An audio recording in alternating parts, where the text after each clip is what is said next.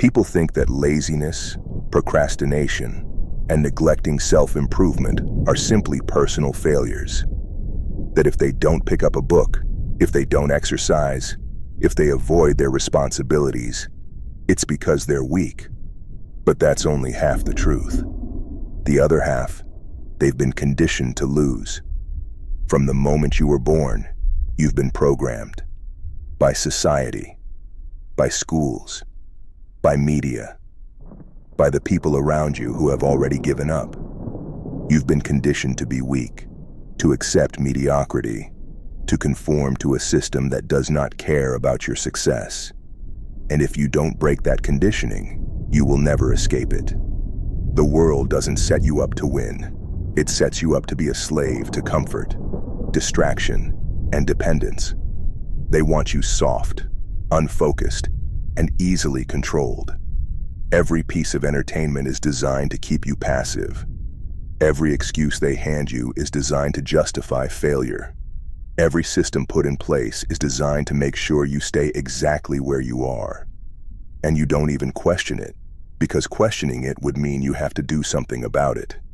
Your family's beliefs, values, and expectations were implanted in you from childhood. If they believed in playing it safe, avoiding risks, and settling for less, those beliefs were passed down to you. Traditional schools don't teach you how to think.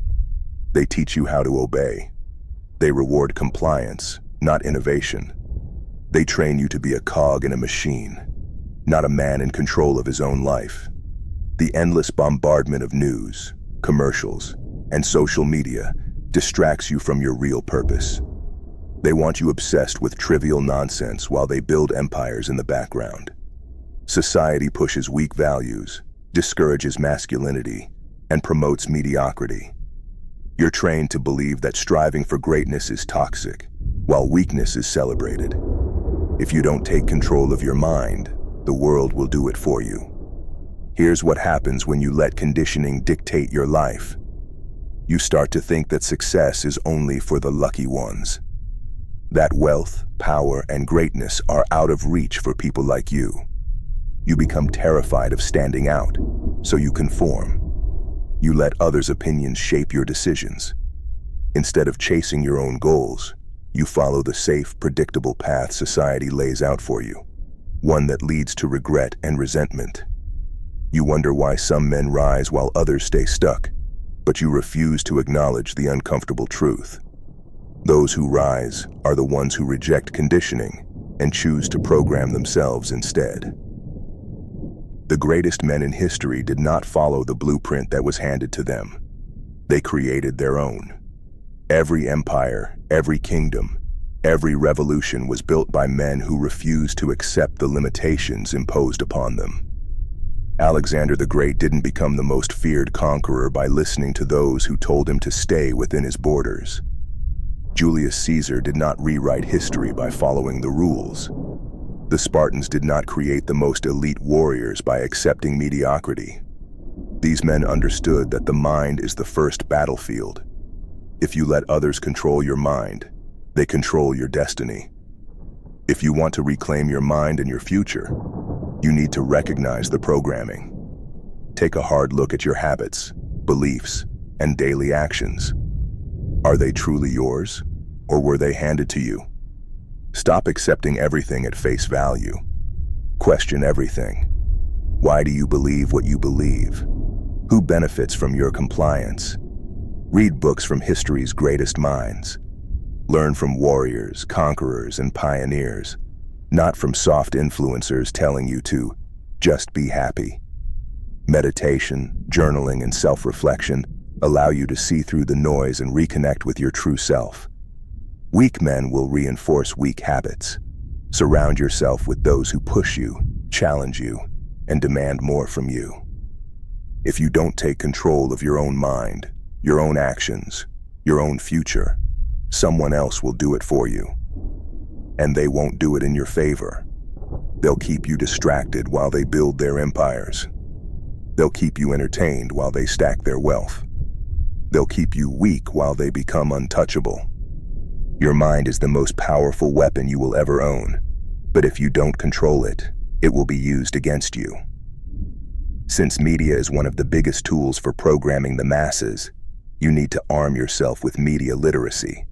Every piece of content you consume has an agenda. Identify what it is and ask yourself who benefits from it. Cut down on mindless scrolling and junk entertainment. Your mind is too valuable to be filled with garbage. Stop consuming and start producing. Build your own brand. Create your own message. Live by your own philosophy. True freedom comes from constant growth and mastery. Read books, listen to powerful thinkers, and sharpen your mind every day. Growth only happens in discomfort. Put yourself in situations where you must adapt, learn, and evolve. The world wants you weak, dependent, and afraid.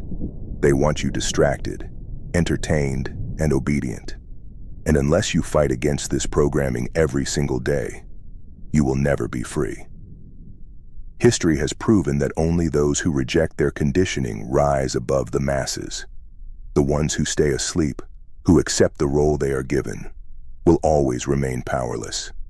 The difference between you and the men who build legacies is that they choose to break free. They choose to think for themselves. They choose discipline over comfort. They choose power over submission. They choose control over weakness. You must understand that reprogramming your mind is not a one-time event.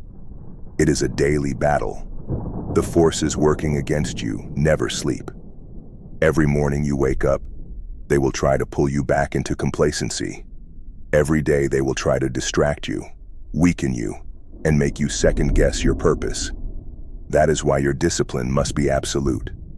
The moment you let your guard down, the conditioning creeps back in. Every man who has ever built something great had moments of doubt, but the difference is, they never let those moments define them.